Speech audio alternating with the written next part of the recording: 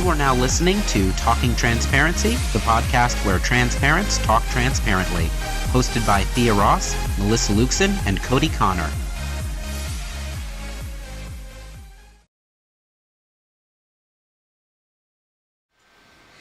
Welcome back to Talking Transparency, the podcast where transparents talk transparently. Tonight we are live with Cody Connor and Melissa Luxon, as we always are, and I am Thea Ross. Tonight we're going to be talking a little bit about the things going on in the world, some of the latest updates and news, so thank you for joining us. I'm sorry I introduced y'all this time. Yeah, you did. We're supposed to introduce ourselves. I'm Cody. And I'm Melissa. But yeah, that's fine. You did a really great job, though. Thank you so much. Snaps for you.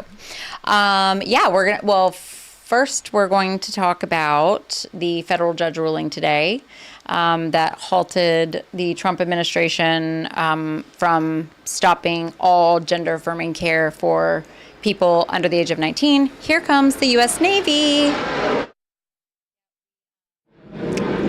Sorry. I was right next to the U.S. Navy base that has a bunch of jets. So, anyways, where were we? Sorry, it just made me think of C-130s flying people out. Oh, yeah. Oh, Virginia deportation. Beach to... Stop. Don't talk about it. Okay, so we don't want to say bad things about ICE because then they put us on a list somewhere, right? Yeah, that was what... Yeah, that article said that ICE don't say bad things. Looking for private contractors to investigate people that say bad things about ICE. Yeah. About cold weather, so... About cold weather. I don't like ice on my teeth. They're very sensitive teeth. Me too. I'm very pro-Sensodyne when it comes to ice. Well, I mean... So, yeah, I mean, me too. So, anyways, a federal judge, there's a little just momentary... a little bit of a sigh of just a room to breathe because there is a temporary halt on Trump's ridiculous executive order. And we know obviously that they're going to try to appeal it and, but at least at this moment it's halted. So I don't know that, CHKD right away sent letters to their parents. I've seen the letters that CHKD here in Norfolk, Virginia, sent out to families saying they were immediately stopping their gender affirming care. So I don't know if because that's been halted, there will immediately resume or how this is going to work. What do y'all think? I mean, you'd like to hope so. Right. But, at best, there'll be mixed reactions. And quite possibly, all of the people that have already cut it off probably won't seesaw. They'll probably wait for a decision. And so, it is good that it's halted. It is. It's good that it's halted. It is good that it's halted. Of course, we're going to see where a lot of these... And it's not something Trump has control over. I think that's important because things like the military right now and some of the things that he's putting in place with his executive orders they're mostly applying to not mostly, but a lot of them are applying to federal government, right? Federal government workers, federal government, like the military.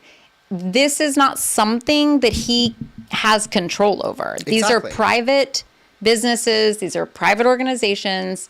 And, yes, they can try to withhold funds. I mean, I think that's going to be their, because they're just straight up defying court orders. Yeah. Yeah. And I think it's important that when we talk about all of this, that we remember that executive orders have limited authority. They really only discuss within the scope of the bureaucracy, within the discretionary budget of the president and the Oval Office, within all those sorts of different things. So the ability to maybe dictate some policy, to give different things over existing categories, but they're not able to change federal law. They're not able to change the Constitution, and they're not able to even. They can't even violate state law. No. We hear conservatives talk about states' rights and all these different issues. It's the idea that any conservative Republican would ever say, "Oh, well, state law can just be trumped by Biden." Could just be, we really think about that. It's absolutely asinine.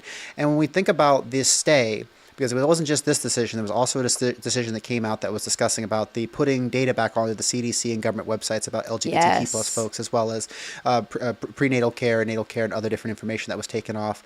But as you said, they're ignoring these orders, which sets up point blank what was many scholars are calling a constitutional crisis. Yep. And then when we look at these decisions were determined off the 14th Amendment, that the discrimination against queer people off of our sexual orientation or gender identity is explicitly outlawed and prohibited, both codified in different places within federal law, as well as determined based off of the Bostick decision for when it comes to trans people, and all the way down. We have a litany of case law, those sorts of things. So it's pretty easy call for those sorts of stays. But even beyond that, there are other private organizations, like you said, or even not private organizations, public organizations or public serving organizations that are making these determinations preeminent, predeterminatively, and they are responding basically to the mandates and dictates of a president or dictates of a dictator, because he is definitely a dictator. And I think what we're seeing here is there's really no question that what's being done is illegal. The executive orders are not legal. They're not, no. Several are unconstitutional entirely. And so it's not even really a test of the law. What it is a test of whether or not the law can be enforced. Right. They're literally doing the let me stick my toe in the water. Because, the courts have the ability to do certain amounts of enforcements. They do. Well, that's the U.S. Marshal Service. Yeah, except the U.S. Marshal Service on reports private the companies, right? On private entities and private citizens and private corporations.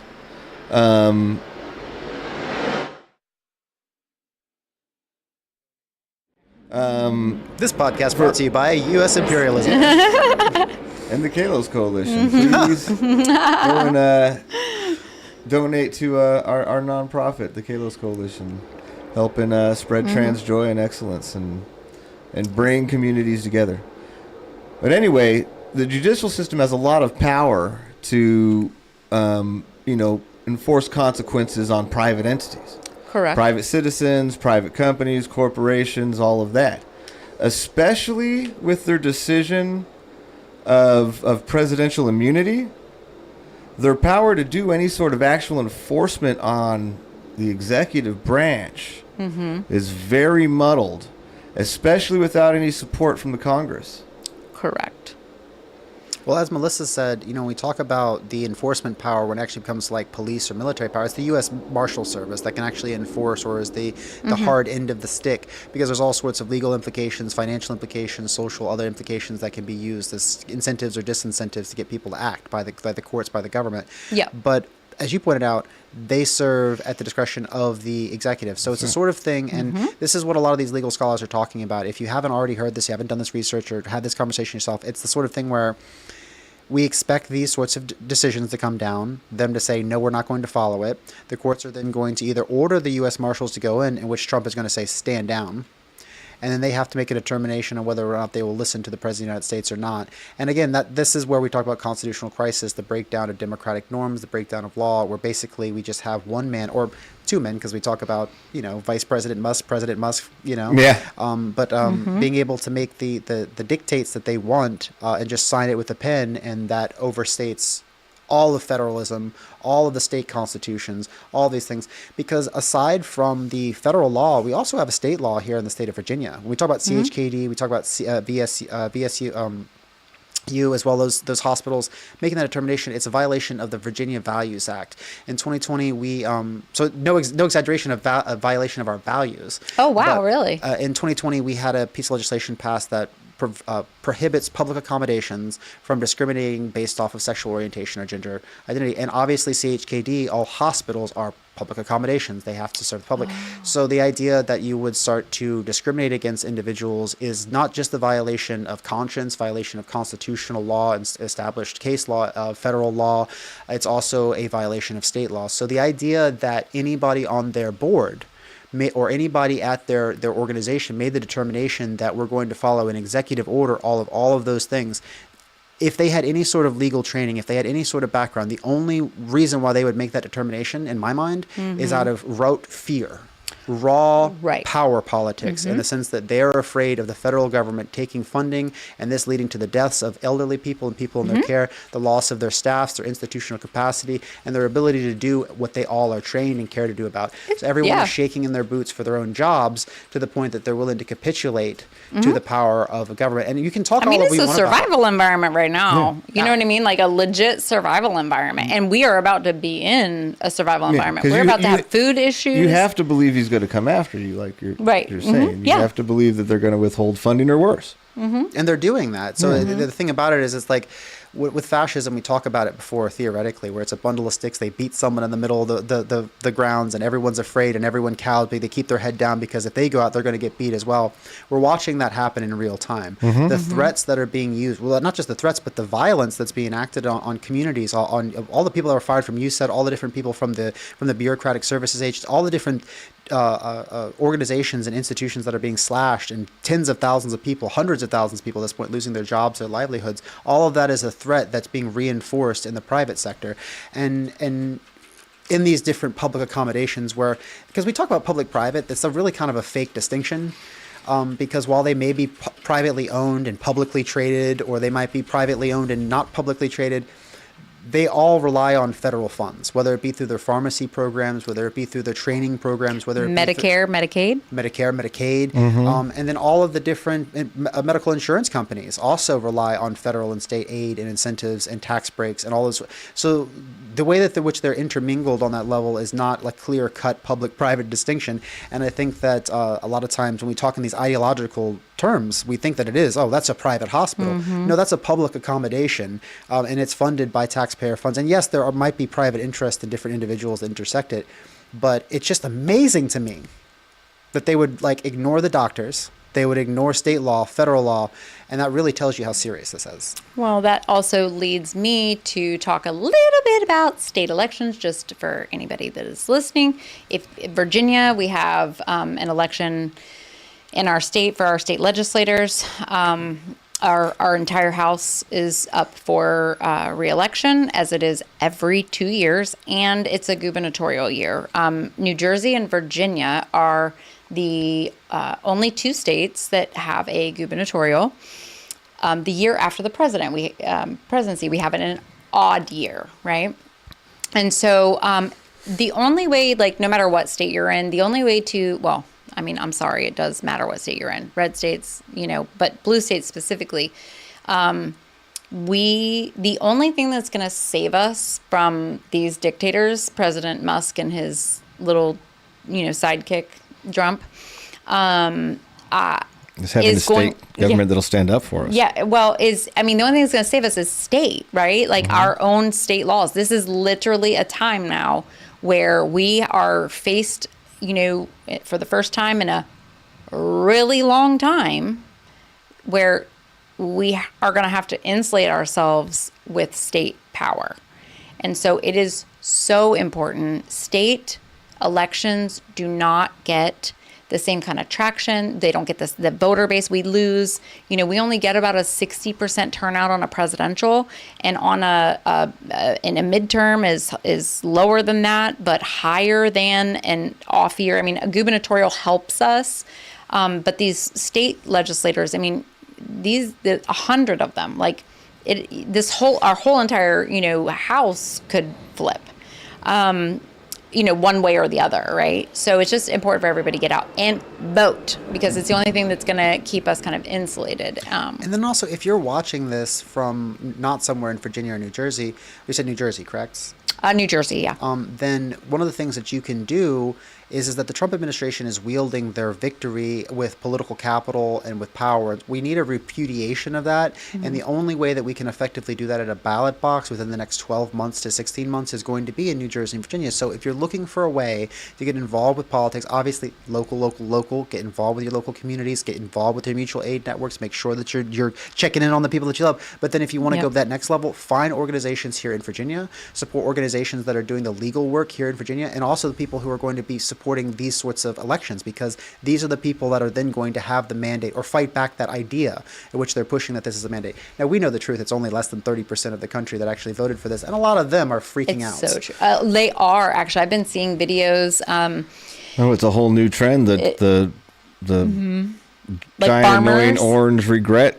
Well, oh videos. yeah, but also like I mean, what's kind of just hurt, like breaking my heart is, I mean, rural voters, it does like break my heart, like, because they voted for Trump based on his lies. And then, there was a farmer, I watched a video, it's kind of gone viral, and he was talking about how there's this program that was from the Inflation Reduction Act.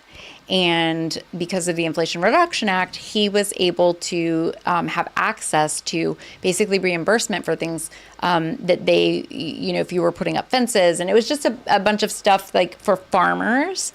And they literally halted the funds. And he's like, my farm could go out of business. So, like he's like on the verge of losing his farm. And so this is a real problem. And, he made another video, like he made one video and then he made another video, and he, I guess, had been informed it was because of the Biden Inflation Act that this program even came to be. And to that point, I just remember all of the disingenuous arguments made by Republicans. Oh, here we go.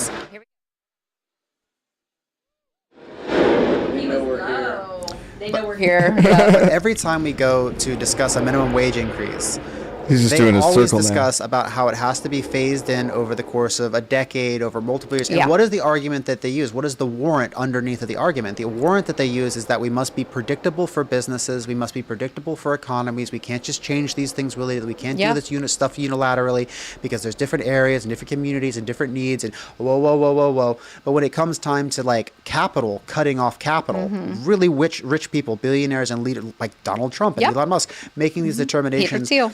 A lot of Americans are not capitalized in the same way that they are.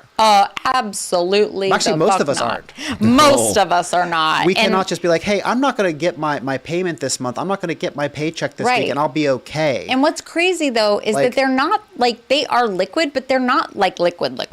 They're not a lot. I mean, they just call the bank. Okay, sidebar, money is made up. Anyways, Everything's made up. Everything is made up. Where it's an imagined order, but money is literally made up. So this is why Bitcoin bros are like, I hate them. Bitcoin is such a scam. Like, it is such a scam to me. And that's what they're trying. Like, listen, y'all, they're trying to reduce our federal government employees by 75%. They want to replace systems with AI so that they can have only like 25% of the workforce in the federal government. And then they also set up that sovereign wealth fund. Y'all, they're literally already starting. Like, what do you need a sovereign wealth fund? It's an asset holding. So he's talking about taking Gaza. In Greenland, and like Canadians, poor Canadians are Don't like forget about boycotting. Panama. I know, Panama, like, and all of those things are pro Putin, like they're to help Putin. And so anyways, we're just, y'all, like, it's a mess. It's a mess out here. I can't believe it's going to take over Canada. I know. But on a different note, kind of in politics and going to the state level, VHSL, which VHSL had been holding out and doing really great for trans kids with sports. And now they have basically said, no mas. And for those who listening who don't know, the VHSL is the Virginia High School League. And the Virginia High School League oversees football, rugby. They oversee academic things like Academic Challenge or the policy debate or different contemporary speech events and different things like that at a state level and competition across all the high schools, middle schools, and different things across Virginia. They've done a really good job over the years of trying to expand. When they first started well over 100 years ago, it was like a debate society. It was started at VCU and William and Mary and those sorts of things, and morphed over time and was empowered over time by various state institutions institutions and school boards and such to take over and help oversee these different districtings and things. Yeah. So I know it was that smart, I think. I think it is smart. I think Yeah. that we're very fortunate to have that institution. It's failed sometimes. It has succeeded at times, but right now is very shameful. As we talked about with federal law, we talked about with constitutional established order, what we talked about with state law, all of that also applies. So when they came out and reversed course and said that transgender girls can no longer participate in sports and activities, it's the sort of thing that they know that flies in the very face of our values. Well, on top of that, VHSL, like, why are you, I mean, do they get federal funds? Does the VHSL program get federal funds? I doubt that they actually get federal funds. I mean, I can't speak for their funding. And I'm not on their board. So why are they listening to an executive order by the president? That seems crazy to me. So it sounds like we need somebody, a citizen in Virginia, to file a lawsuit if that's not the case. But. Well, one of the things I would say is if you're listening and this has directly affected you or your family, or this is potentially affecting you in the upcoming seasons, that you should reach out to us. We'd love to connect you with partners and other folks. You can also reach out and go to the ACLU of Virginia. You can also reach out to partners like Lambda Legal and Equality of Virginia, because we want to make sure that we are protecting, but also that we're fighting back, because you're not wrong. Correct. It is that sort of thing. But when it comes down to it, this wasn't so much an influence, as my understanding and my research before this, that it wasn't so much Trump called or the Trump administration. It was Youngkin's administration. It was Miyares. It was those sorts of people making the determination that an executive order is above state law. And I just want you to realize how if you're listening, how egregious it is to have an attorney general of a state decide that the state law, which is signed and established law, and this is, remember, he's a states' rights guy, right, is not as important as an executive order. And I feel like a lot of this is done on the auspices that they're like protecting children, but what they're honestly doing is the bidding of a larger culture war. 100%. They are culture warriors. They're fighting the very basis and foundation of democracy and the rule of law. Correct. And there is no equivalency. There isn't sort of like, oh, remember when the Democrats did that? Right. No. That doesn't really exist like that. Like, we can talk about expansions of federal power, and we can also talk about how they got checked. We can talk about Bill Clinton with the line item veto when he was able to go through, and how the Supreme Court said, no. There's all sorts of ways in which these things have happened, but we've never had full-on constitutional crisis. No, we never. Yeah, and I never thought we would be. That is here. Really where we're at, and it's all based on really just taking advantage of people's ignorance and inability to educate themselves. Like when we talk about the VHSL and we talk about sports and we talk about trans women and trans girls in sports, people want to act like it's just, you say you want to play and you get to go play. Yep. There are significant restrictions and regulations around a trans girl playing on a girls' sports team in Virginia. It's extensive. And so this idea that it's equivalent to me going in and playing on the girls' volleyball team is not. It's wild. And this, people don't understand, because they've been programmed right now by it just being pounded over and over and over, this one talking point, that this is a wedge issue. Even if I were to agree with somebody about this wedge issue, how does this then justify the removal of health care and all of these other things? Right. It doesn't. It doesn't. It doesn't. And I've had this conversation several times. It's always ended the same way, with them being like, "Oh yeah, I guess that's," because you'll also hear something along the lines of, "Oh well, what if they get hurt?" And so I'll ask, "Who do you know that has been hurt?" Right. And at best, they bring up one person that got hit by a volleyball. And I'm like, I would let somebody hit me in the face with a bat if it saved 100 other people's lives. Right. If it gave 1 million people in our country health care, throw a volleyball at me. We are not sacrifice people's lives so that one person, I mean, nobody cares that so many girls get injured badly playing soccer every single year, just playing it. Yep. Nobody cares about that. Nope, nobody cares. There's not laws out there being like, hey, we really have to make sure girls don't play soccer, even though tens of thousands of them every year are getting seriously injured playing soccer. Correct. But it's really important to understand like the roots of the perfect victim of fascism. I remember reading Umberto Eco. He's a philosopher, social commentary. He talked about how when fascism or fascist authoritarian states are looking for scapegoats, which are necessary for them to justify their projects, they're looking for both a small enough population that can be eradicated and one that is also threatening and dangerous enough so that it must be eradicated. It can be, right.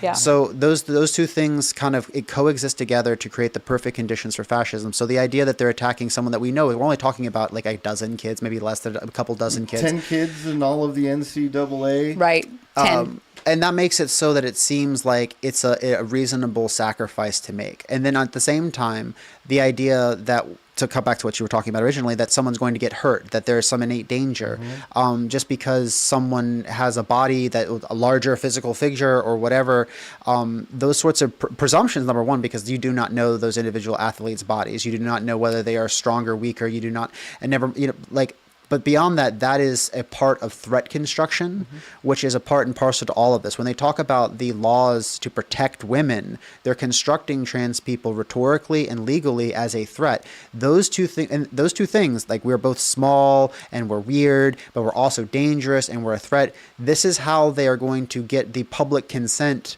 for either turning a blind eye or for actively participating in this against us. And the disturbing thing is that will happen not necessarily entirely based off of state authoritarian violence, but because people will voluntarily opt into the violence. And when we see things like CHKD denying healthcare to trans youth, when we see the VHSL denying participation, we are seeing private individuals choosing to opt into that state violence. And that right there should be sending a red alarm bells to every single person listening to me, every single person who understands these facts, because at this point, we understand trans people are a vulnerable population and we are under attack. There is no couching language when we say that this is a trans genocide. When we talk about people dying, they're losing their jobs, we're losing our homes, we're losing the ability to get health care, and this is not funny. It's not funny. It's not a joke. It's not politics. No. There's not another side. This is human rights. Like what I said in the speech. Correct. What we are seeing happening is not an attack on beliefs. It's an attack on people. It's not an attempt to eliminate an ideology. It's an attempt to eliminate people. Yes. And I mean, this is the fascism playbook.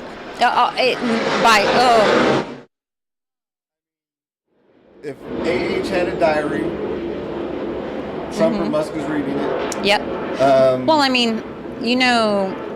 Hitler took his entire playbook from the United States. Pretty much. Like, it was our Jim Crow. Laws what and we're stuff. Seeing right now. Also, what we did to the native populations, he was especially very like, oh, isn't that wonderful? The American project, how democracy was used to justify the exterminations of millions of people. Right. He kind of was a fan. Yep, he was definitely a fan. What we're seeing right now is just, dumps political blitzkrieg. Yeah. So how do we fight it? On this podcast and within our mission, we are trying to spread trans works, excellence, and joy. We are a trans empowerment nonprofit, but we also are going to arm you, if you're listening, with ways to stop it. So if we understand the name of the game, they want us to be small and they want us to be dangerous. Two ways we can short circuit that. First and foremost, we are everywhere. I've been hearing a lot of this rhetoric lately that we are less than 1%, and it really, really bothers me, because when you look at some of the different studies, maybe the adult population is 0.6 to 1%, 1.5%, depending on how you measure it. But all of those are self-identified trans people, as in people who are out. So we understand already that those numbers are very likely underreported amongst populations. But then when we look at things like the Pew Research study from 2022, about 4 to 5% of American youth identify as trans, gender nonconforming, or non-binary, or intersex.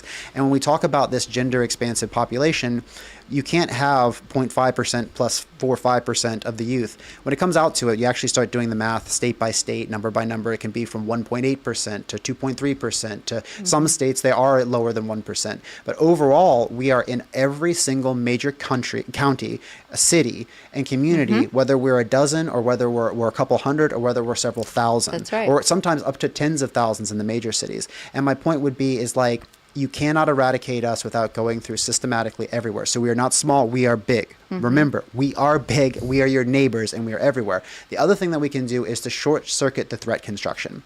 We can remind people that trans people are librarians, that we have mortgages, that we're business owners, that we're invested in the community, that we have families and children. When we talk about this is why we semiotically construct all of our programs and our messaging around the trans family. Not necessarily just trans youth, not just trans parents, but our entire trans family, because that includes our trans sibs, that includes our parents, our cisgender parents and trans parents, that includes all of the cisgender siblings and family members and cousins, our lesbian, gay, and bisexual, all of our queer and ace allies, and all of our lovelies, all of our family. And we are much bigger than when we add all of those numbers together. Right. And we are also just your neighbors. Right. Yeah. No, absolutely. And let me just say, like, Thea is on fire tonight. Oh my goodness. You are just laying it down, doing the work.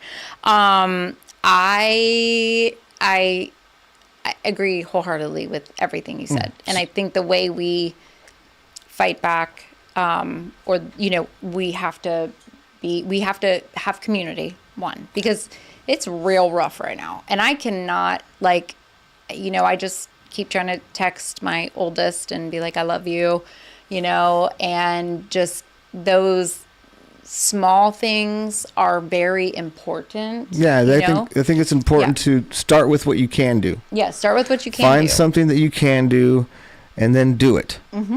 Yep. That's the biggest thing right now. Find a way to resist whatever that is, whether it's, fighting the message by spreading love to somebody that needs it, whether it's coming together. Trans Family Dinner. On Sunday. Yes. If you have not, if you are local to the Hampton Roads area and you'd like to join us, we have a Trans Family Dinner this Sunday from 5 to 8 p.m. in Virginia Beach. You can go to kaloscoalition.com/TFD. That's kaloscoalition.com/TFD, and that's Kalos, CALOS. I think it should be on the screen. And if not, I think there's another link for our donate page as well. Yes. All of the funding that you're able to donate or through memberships will also directly go to funding and expanding our Trans Family Dinner program, making more safe space for trans youth, trans elders, and our entire trans family. Yes. And so we're very excited to have our Trans Family Dinner this Sunday. Breakfast for dinner. Shut up. It's my favorite, Thea. Breakfast for dinner. Is Ty going to be there? Using those waffle makers. Not only that, we've got some of the kids from the local LGBTQ plus homeschooler coming with their parents. Yes, Selena's coming. Yes. I'm so excited. I am so excited too. And one of them is super excited. They want to do the waffle bar. So we've got supervision. I'm going to have training people so they get to do the waffle bar. They will actually get to do a waffle bar? They're so excited. God. Y'all, I'm not even kidding you. The spread for the Trans Family Dinner is amazing. And so if you are local to Hampton Roads, Virginia, definitely go to kaloscoalition.com and /events and sign up so you can get the address. Yeah, it's a lot of fun. Great, safe space. Yes, very, very safe space. Also, here comes another jet. The online form is completely encrypted. All of those are manually done. We don't just send out the address to every little person. So reach out to contact us. You won't get an auto mailer back. It is the type of thing that we keep all of these spaces as safe and secure as we can for our entire trans fam. Well, can we just talk about Kendrick Lamar for just a few minutes? Hey, Drake. Of course. Oh my God, the Super Bowl show. Can we just... Cody, let's get that shimmy. I know. Hey, Drake. I mean, with the smile, I'm not with gonna... Uncle Sam. Oh my God. That was... And also, I don't know if y'all know this, but Samuel L. Jackson got beef with Donald Trump. Yep. Not just normal beef, but they went apparently used to golf twice, together. And so, he lies, because Samuel L. Jackson said he lies about being good at golf. Lies about everything. He lies about everything, but he definitely lies about being good at golf. So, but I mean, there's just so much to talk about. And my favorite thing to talk about are all the Kyles and Karens that were big bad. People are still talking about it. And now it's at this point, it's the most watched Super Bowl halftime show ever in history. Oh, yeah. Yes. And if you got mad about it, that was the point. And like, shout out. Okay, so y'all know, like, it was red and white and blue themed. Okay, because he was making his point. But I do got to give a shout out to my boy Mustard, who is my friend's brother.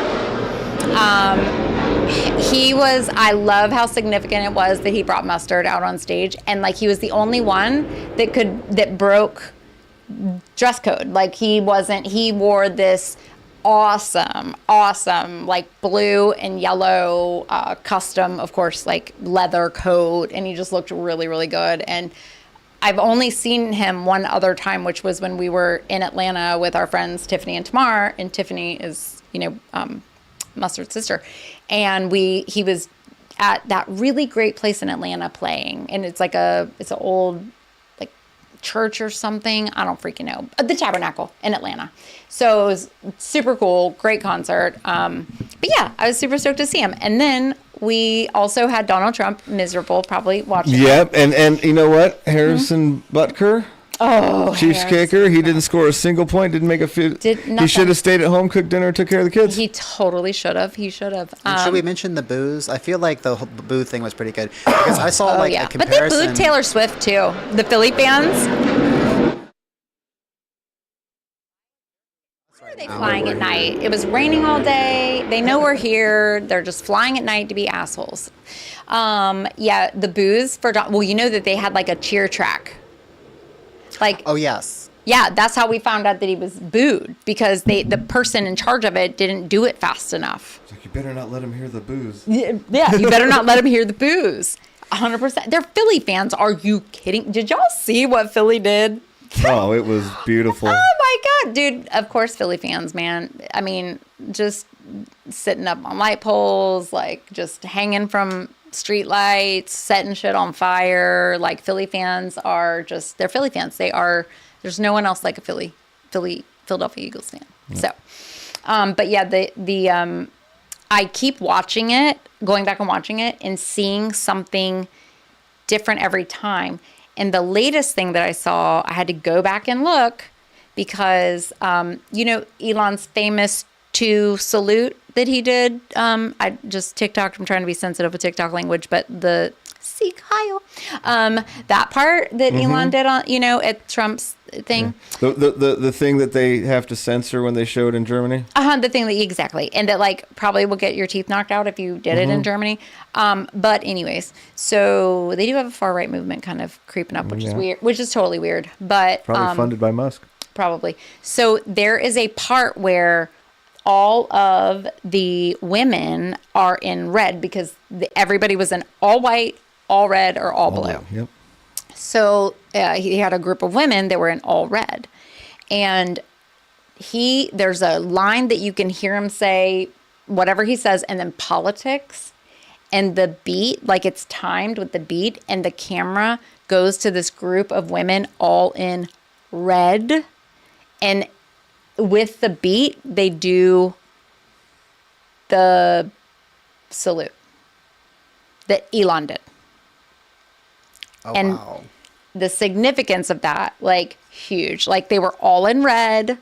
He was talking about politics, and like they just put, and apparently Trump left like right after the halftime show. He didn't stay like beyond the halftime show, which is funny though that he actually stayed during the I love it. Like, I love that he stayed to halftime show. I do have to tell y'all, I've never been more mad at my dogs, or my dog, one of my dogs. Were they barking the whole time? Nope. Stepped on the remote. Oh. Right as Not Like Us started. Oh, right when. I was already almost half up out of my chair. Like, I mean, I was just losing it watching it. We're going to Chicago to see Kendrick Lamar in June. I was supposed to see him in 2018. Hurricane Florence came and I couldn't go. And like, I feel so strongly like now, like this was when I was like meant to see him. Now, because I mean, I've just loved him for years. And so, but this is, I think, a much better time. Who knew that like a diss track would be like the most downloaded or played song like in the world or whatever. It's amazing. I feel like a lot of marketers and promoters, basically anyone who did like WWE, you know, there's like, I feel like you want to have the beef, you want to have the big drama. Yeah. And so, but I mean, he's a Pulitzer Prize winning poet. I mean, he's absolutely brilliant.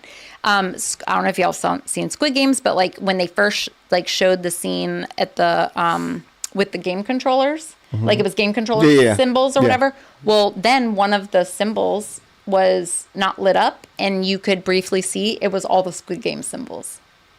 Oh, I didn't see that. Which of course is a message. I don't want to ruin it for anybody, but it's Squid Games has a political message in it. But it's about, rich people, poor people. Anyways, so, and then there's like the prison yard. And then I just found out my husband has gone in. He's so cute. He has gone on this whole deep dive and has like watched so many things about the performance and like all of the hidden Easter eggs and all the meanings behind things.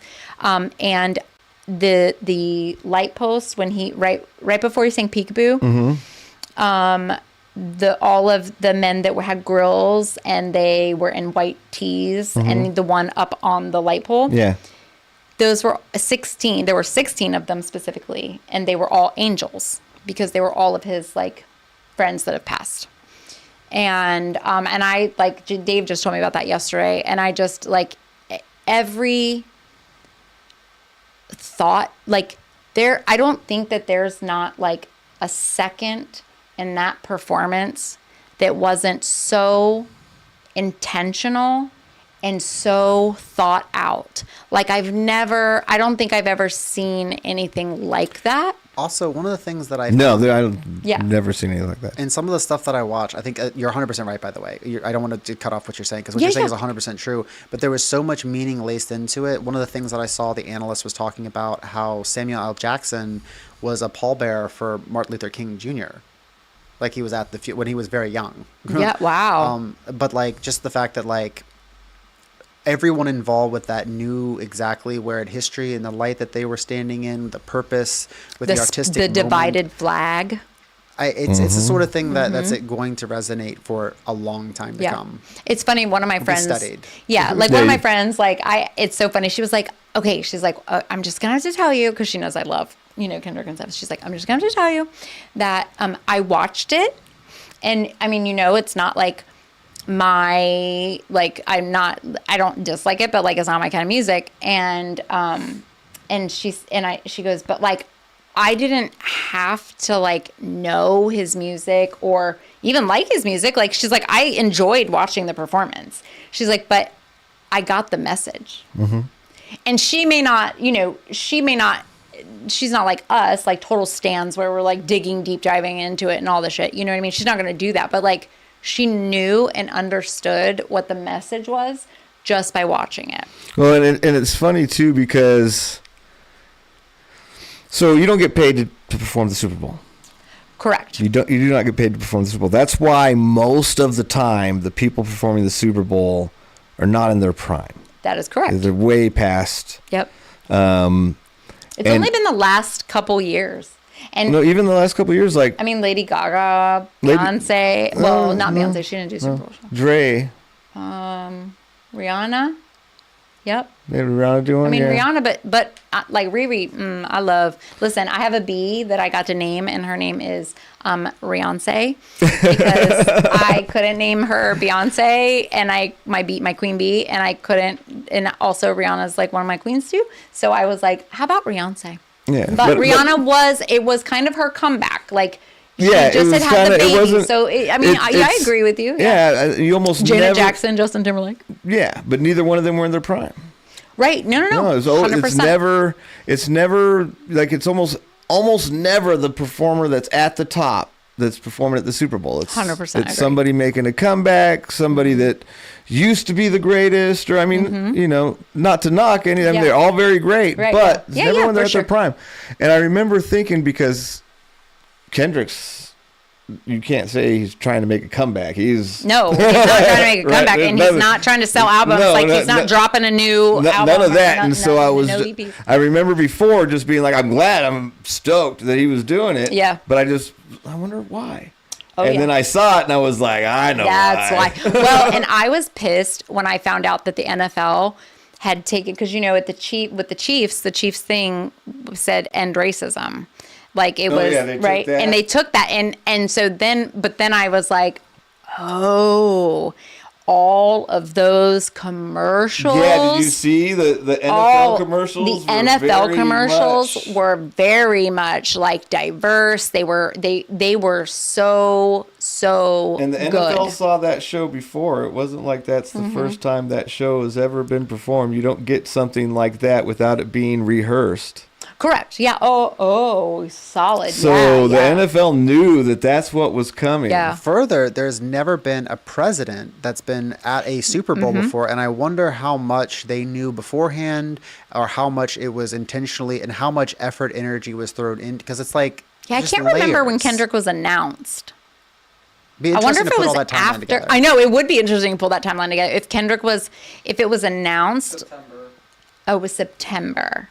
But I mean, still, that's like accurate. I mean, either way, like that, I don't care. Even if Harris had won, honestly, like I would have still wanted him to do that, because look, there's a huge base of people that needed to see that. Just look at how pissed off they were that night. I watched a TikTok where it was like it just said POV Super Bowl with white people.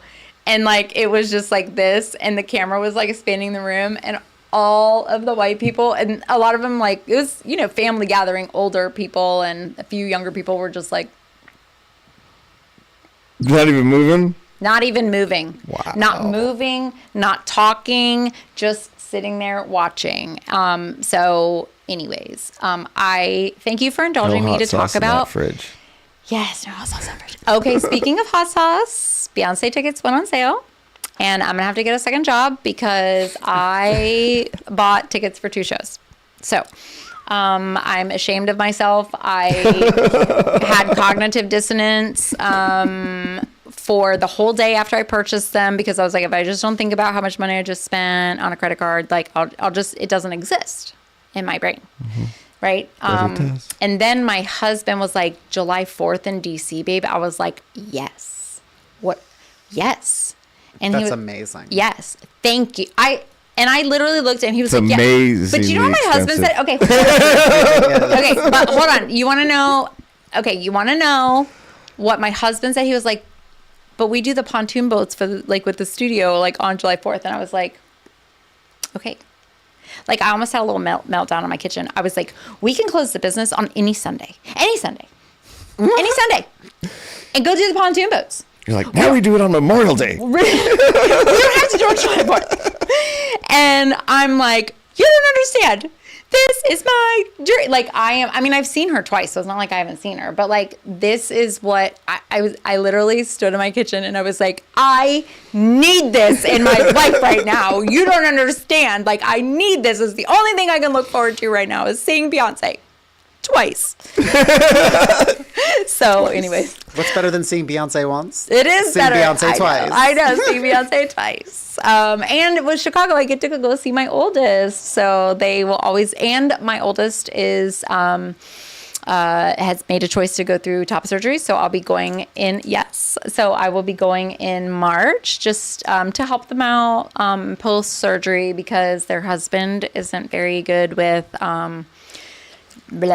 like drains and things like that. I'm not either. But I think because I'm mom, I'll be able to kind of like just be like, yeah, this is gross. But I hope so, because if not, you're already going to be we're both screwed.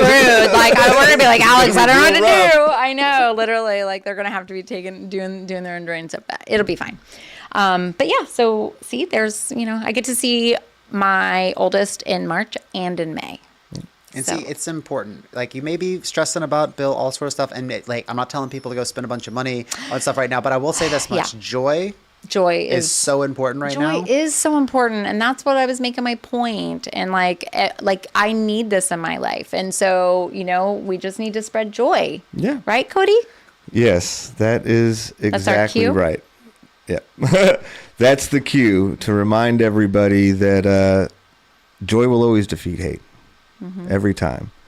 And so while you're out there, spread your joy, spread your trans joy, spread your joy as a parent, spread your joy just as a human being, because that's what we're talking about. We're talking about our communities and humanity. And so remember that no matter what it looks like, every time, trans joy will defeat hate. This podcast is brought to you in partnership with Collective Tattoo and the Kalos Coalition. We are listener supported, so if you like the show, please consider donating to us on Patreon at patreon.com/talkingtransparency. Like, share, and subscribe across social media, and be sure to visit our Linktree at linktree.com/talkingtrans.